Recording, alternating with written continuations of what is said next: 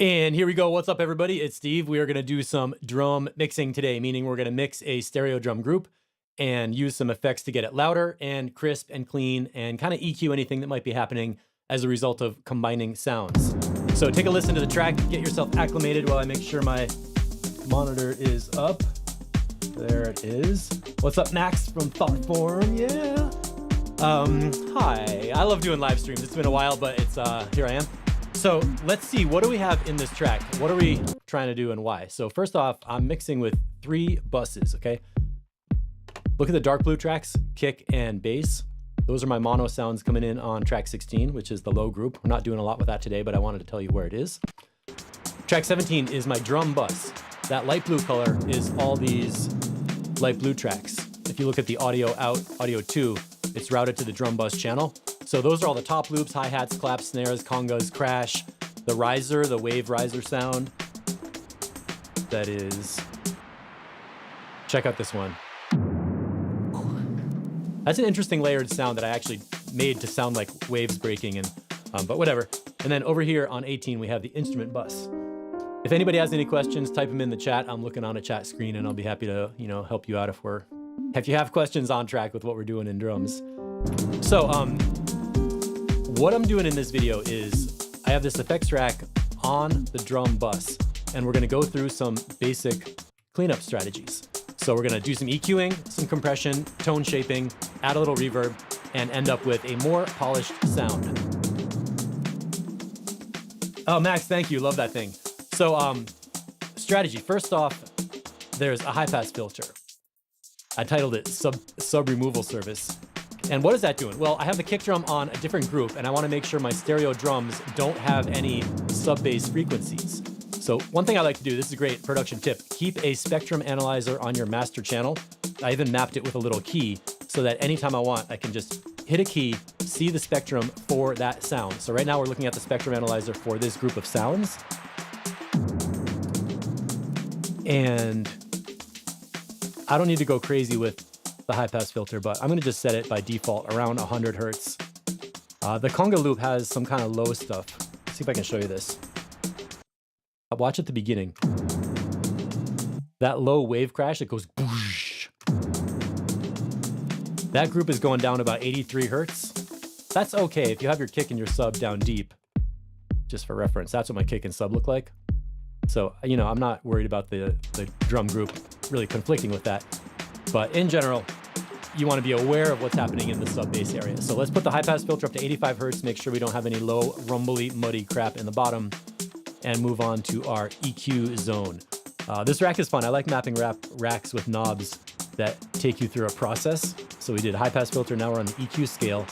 And I'm going to spend a little bit in the EQ8 and show you what to look for. The idea is that as you combine sounds in a group, you're going to get some resonances that add up and get maybe too much, where like the individual tracks might be okay, but as a group, you might have some resonances that are kind of too much in combination. One place I always look is around 3, 4, 5,000 Hertz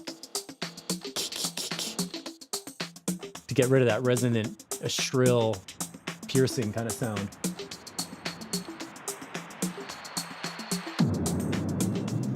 So high frequencies make a nice little narrow cut, take that down. Let's go to another one. I did have these dialed in before the workshop, but I'll try and show you what I'm hearing.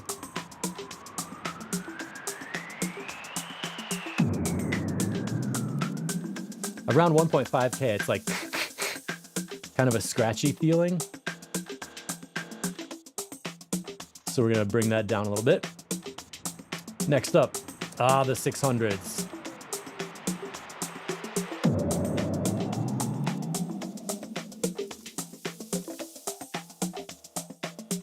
That's kind of a boxy kind of sound.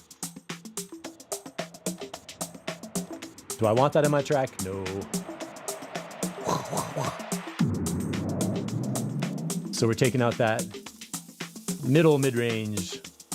You can always cut out. If you want to EQ one frequency on your drums, go to 600. For floor toms, kick drums, 600 is almost always garbage in a drum kit. What's down here on 300?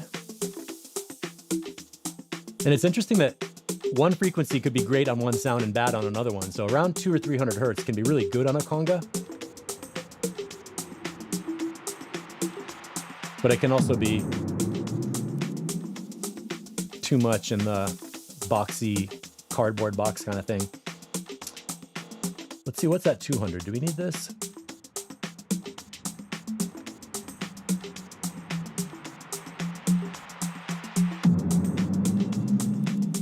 Yeah, that's a little bit of extra low. That's under 300 hertz is someplace you might want to think about what your bassline is doing and dip out some frequencies that are going to get in the way of your bassline. So now we just did some EQ cuts. I don't even need to boost right now. I'm just doing some cutting. Ian Waters, DJ Waters, hola. Great success with the French core beats over there. Really happy to see what you're doing with those.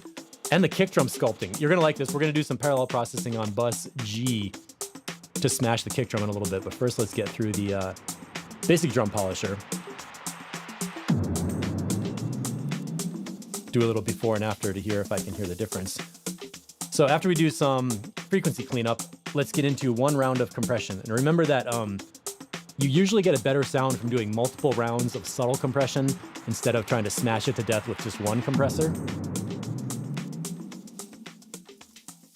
And that's way too much. I like to go kind of extreme with compressors and then back it off.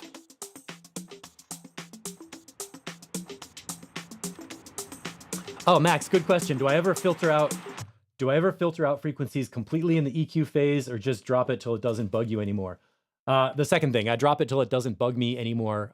If I have to filter something completely, I would go to the individual channel and maybe hit like a notch filter if there was a sound that really had like a shrill piercing thing. You can see most of my channels have something going on.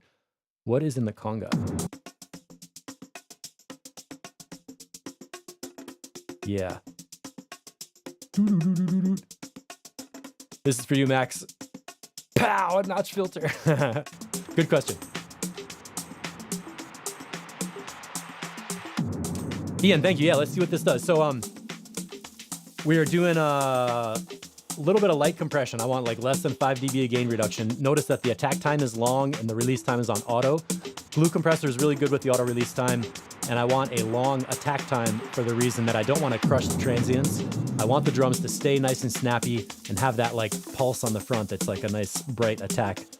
So what I'm doing here is just watching for the gain reduction to start happening in this glue compressor, and then I'm going to raise some makeup gain. When I raise the gain, I'm reading this meter on the right-hand side. That's the peak level meter of what's coming through this channel. That's going to be too much. Let's bring it back down a bit. You could almost think of your compressor as part of your gain staging, where I'm using it to add a bunch of makeup gain. I'm adding more gain than I'm reducing. And now we can move on to a little bit of tone and transient shaping. And this is where it gets kind of fun. We're going to go into the drum bus plugin and do some drive. And let me make sure this is on. I have these plugins are set to bypass with the knob controls. So let's make sure the plugin's active, Steve. Now I know that the drive can change the tone on the drum bus. And then the crunch is going to change the mids. So you know what, let's do? Let's undo that compressor makeup gain, take out 5 dB over there, and add in some drive. So we're going to get some mid-range crunch, some kind of harmonic fuzz coming through here. Yeah, I agree. Glue compressor is really fantastic. It reacts differently depending on how hard you push it, and it can make a lot of fun sounds. Okay, so what we're doing, just to review, if you're just joining us, welcome. Step one in our drum process, check for any low frequencies that might be getting in the way of the kick drum, high pass filter those out. Step two, a couple of surgical EQ cuts that remove any kind of boxy or shrill frequencies that are in your drum mix. This is something you have to dial in yourself. The rack has a control for the EQ scale, but you're always gonna have to go in and actually listen to each frequency to find if there's a problem and cut it out if there is. If you actually have perfect drums, guess what? Bypass, go down to 0% and the EQ scale is out of the way. You don't have to use every device on every drum mix. If your mix sounds good and you know it, bypass the device, don't overprocess it, don't kill it with extra stuff. It's okay to skip a plugin if your sound is working already. That was really crunchy. I heard that when the first hit started. So maybe let's back the crunch down a little bit and go on to the second row. I wanted to get these drums a little crunchier and a little more like textured instead of just kind of basic. For a quick before and after. That's before and after. It's already getting louder, right?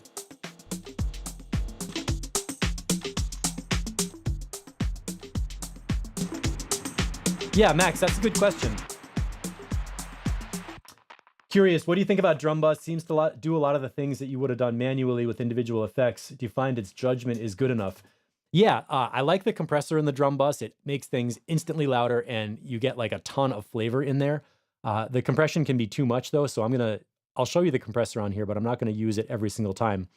And another fun thing with the drum bus is to do the boom thing and like solo it. You can just make like a sub bass instrument with that. So yeah, drum bus is a fun one. Let's activate over here. And now we're on the bottom row. The dampen lets you take off some of the high frequencies.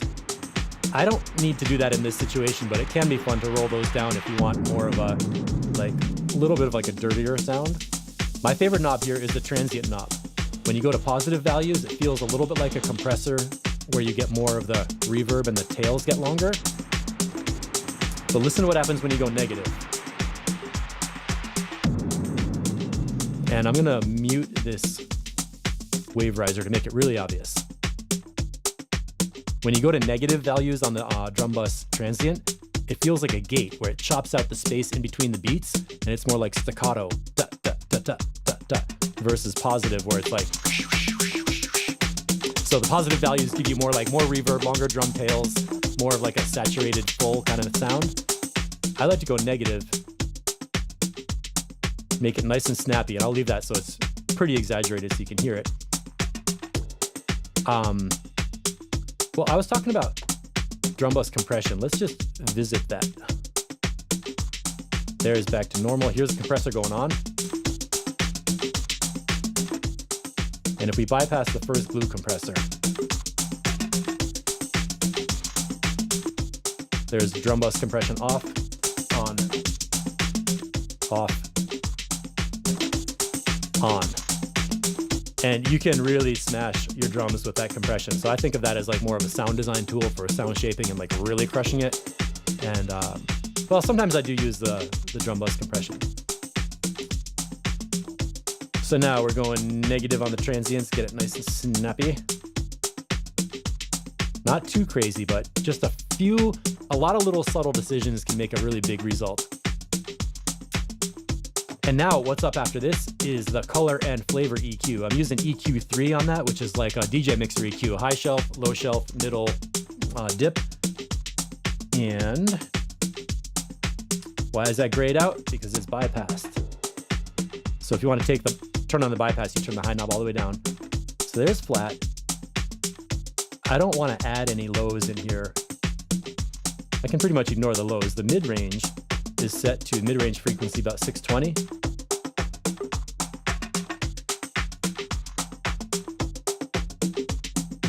Let's roll that up about 500 or so. Oh, DJ Waters, yeah. You want to hear how this sounds on the punch of a kick. All right, I know you're gonna have fun with that. So let's dip down the mids and bring up a little bit of the highs. Now check this out. Sometimes it's fun to do things in opposite directions. So I'm gonna go to the drum bus dampener, roll off some high frequencies, and then add in a little bit of highs on the channel EQ. That can be kind of a fun thing to do. There's like dry. There's a really bright high shelf. And then go to the dampening and take some of that down. It's kind of counterintuitive that you're boosting in one place and cutting in another, but it makes little flavors of feeling that can be fun. And then finally, we're going super quick right here, but I like it that the rack can be used quickly. Finally, we're going to the reverb, and you'll notice that I mapped this knob to only go up to 20%. I never even use 20%. Usually I'm around 11, 12% wet on the reverb. And that is basically how quickly I can dial in a drum sound on a mix of beats. Here's before, after. Let's bring in the instruments, right? It's always going to sound good louder, but you want to hear your drums in the context of the other sounds in the track.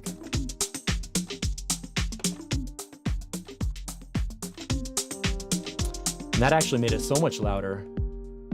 I'm going to remix this. Just get used to those instruments.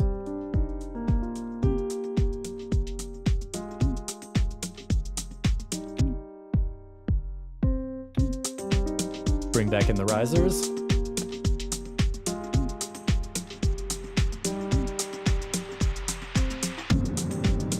And there you go. That's about where I would mix this. Keep in mind, I'm in headphones and I'm talking at the same time, so this is not like the album mix.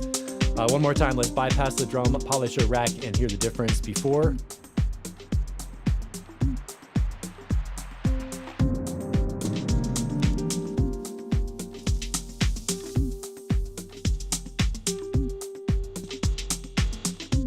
Maybe I'll bring back this dampening a little bit more. I don't want to make it too dark. So, okay, that's step one. And a really fun thing I did with this rack is I made a bunch of presets where for Live 11, you can drop the rack on a track. These macro variations are great. There's bypass, there's subtle, choppy dry with that transient negative, choppy reverb, and I saved one for the workshop for today because I wanted to make sure I could get that back. Now let's move on and do some parallel compression. The idea of parallel compression is that you make a copy of a sound, squash it to death, and blend that back in with the dry signal.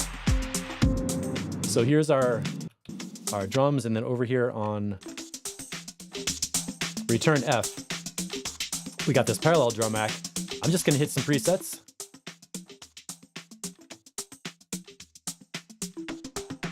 Dark reverb. That's definitely one you would want to use for a parallel compression situation. So let's get our mix going, and we're gonna fade in the smashed version.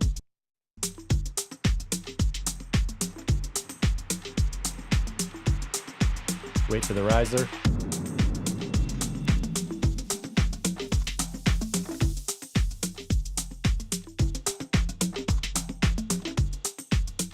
So when you're doing it right, the parallel compression should make it feel, you're not really trying to make it louder, you're trying to hear more of the details in the sound that could get buried. It's always a compromise, okay? So compression is a compromise. Compressing more allows you to add more makeup gain to hear more of the details in the sound, but the more you do that, the more you lose dynamics, transients, attacks, punch, and the feel of like a lively, like snapping drum sound. So parallel compression allows you to keep the smack and dry sound with big attacks and like a big waveform pushing a lot of air, and then also bring in those details.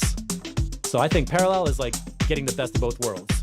Let's just listen before and after while I drink coffee.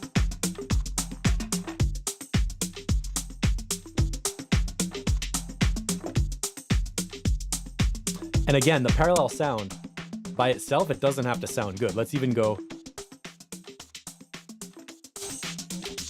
freaking smashed like that. Does not sound good by itself. But when we blend that back in,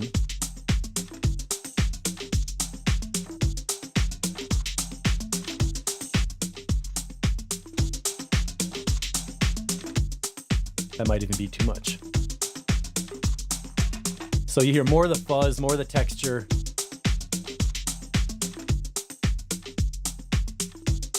And it kind of accentuates what's there.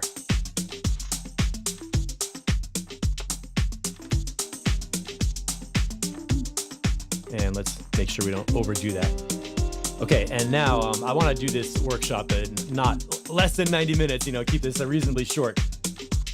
For all of our kick drum fans out there in the world, kick drum by itself. Effects rack. Bypass. Send G. Open. And okay, now we're hearing only the copy. I'm gonna hit some of these presets. Listen to what these do for the kick drum. Down the bottom of the preset rack, there's or preset list.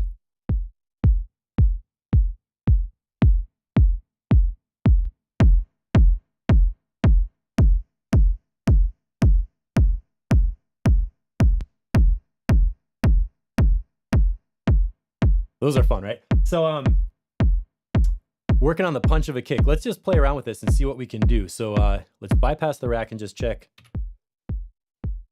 the scope. That's what our waveform looks like. The low end is down at like 45 hertz or something like that. I always like to know where the bottom of the kick drum is. So now we turn the rack back on, high pass 45. Yep. Do we want to EQ this?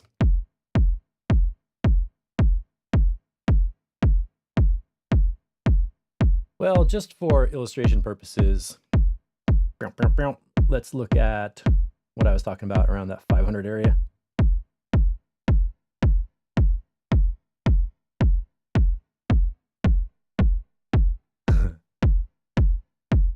Just a bit of tone shaving kind of thing right there. We don't honestly need all these other bands of EQ in here. Don't need the highs. Not really worried about that.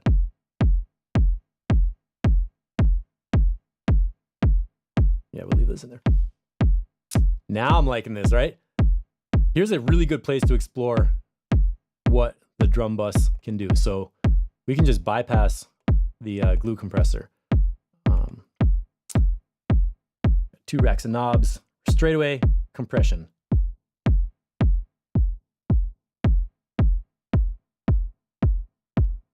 Let me turn off the reverb for now.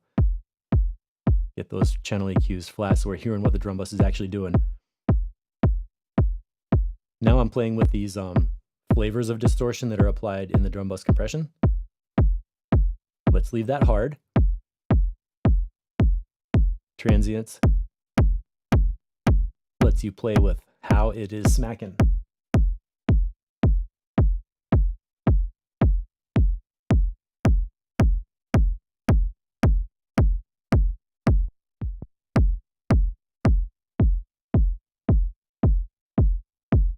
I want this one to be buzzy and nasty, so let's go up to the crunch. All the way. In honor of DJ Waters, we're gonna go maximum everything in this rack. Let's go back to the transients and see how that affected it. You know what I would personally do is make a track where I'm just doing this and listening to the kick drum and like slowly morphing these parameters. Let's go for some long tails. So we put the transient knob all the way over to here. Now, remember we have another place to add gain before the drum bus. What happens if we turn on the glue compressor and just send in some makeup gain?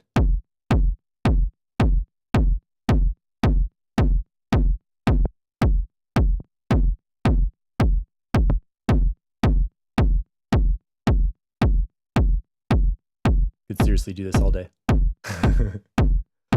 And what else do we have to play with? Well, we've got the color and flavor. So let's get over to our channel EQ.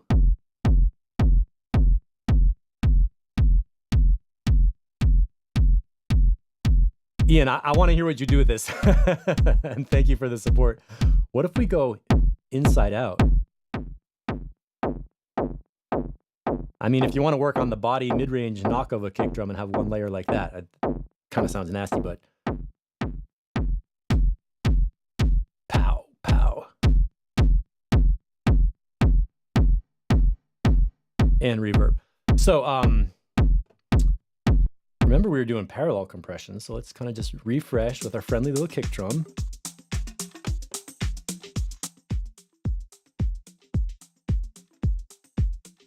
Get that nice and big in the mix.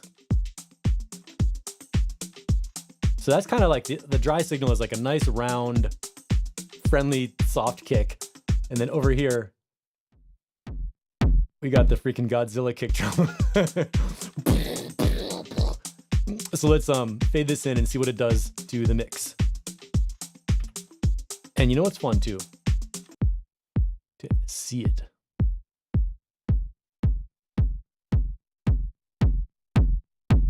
So check it out. The distorted version has a lot more harmonics in the waveform up there. And the dry version is kind of more clean. It's kind of more...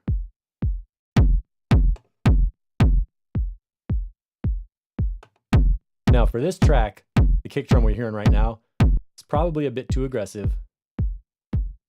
but it's a good illustration of what you can do with just a couple simple effects. And let's see how it sounds. What if we just blend this up a little bit more?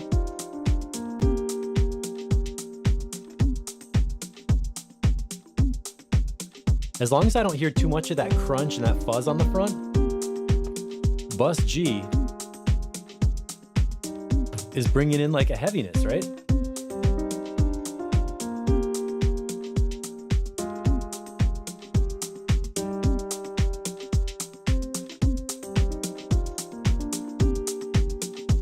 And you know what's going to be really fun? Let's go back over to our low end elements. This whole time we had our bassline muted. Here's the bassline by itself. And yes, it does have a little high frequency crackle in there. Okay, so that's just the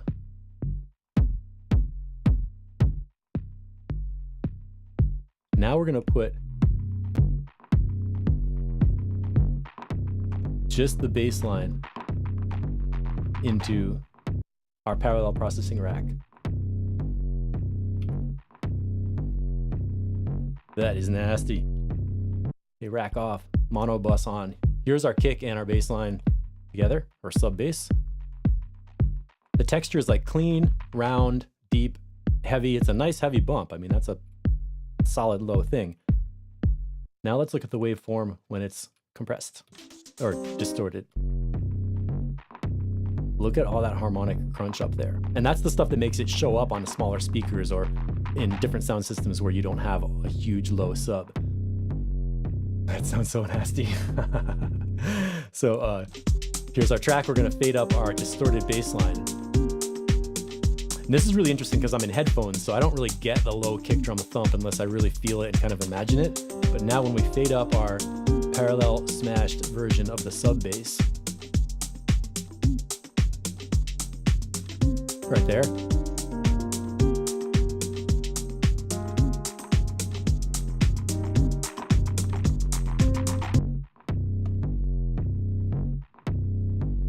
And you know what I noticed? The distorted version, you can really hear that pitch drift where it goes bzzz, right there. That little drift thing shows up much better with some distortion and crunch on it. And what if we put the kick drum back in there too?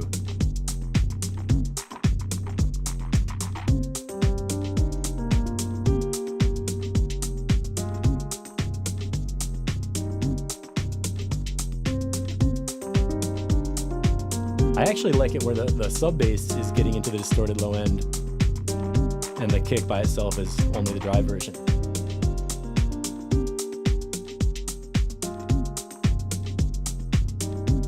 That bass sounds sick, right? Thank you.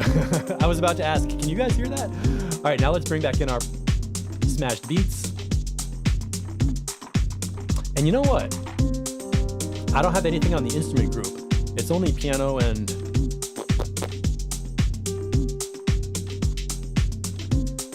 what's this sound? So, I didn't plan on this, but I'm gonna drop the same effects rack onto the instrument group, hit the bypass, and let's just quickly see what can we do with this rack on this group of instruments. Do we need any high pass filter? I don't think so. So,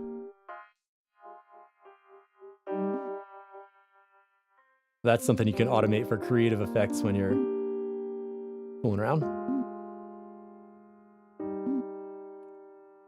Is there anything in here that we need to EQ? Let's go for something in the mids.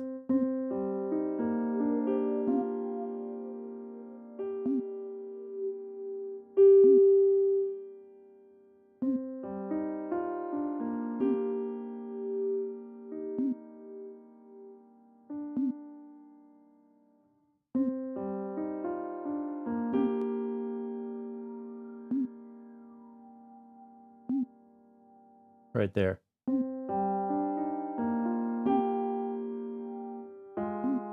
That is what a resonance is like. And, you know, that's not an awful one, but we can dip that down a little bit.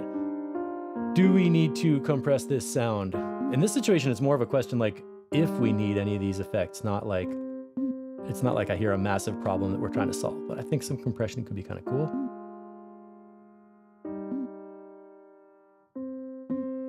Yeah, that boop sound is a lot louder than the piano.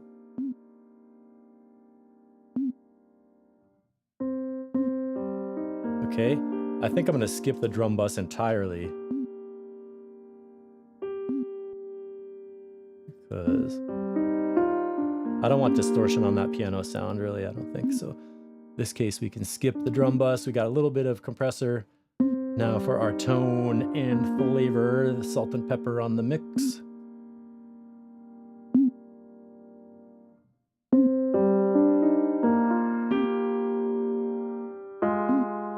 And that's like all mid-range, right? You know what I want to do in this instrument layer is mix in a layer of like the vinyl crackle or something, like a real dusty groove kind of sound. And some reverb definitely helps. Did that make a difference? Before? After?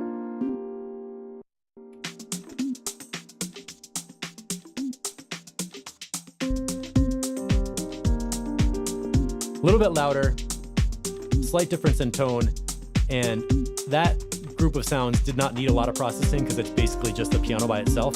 But the point is, as far as strategy goes, these operations are a recipe that you can use on any sound or group of sounds. High pass filter means check the low frequencies, make sure you don't have sub bass rumble in there that's getting in the way. Even hi-hats can have low frequencies that need to get cleaned up a little bit.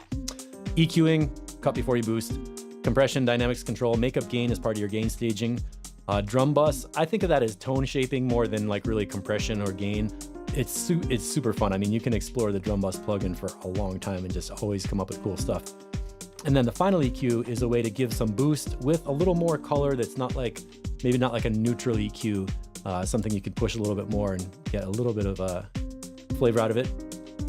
And then the Space Cadet reverb.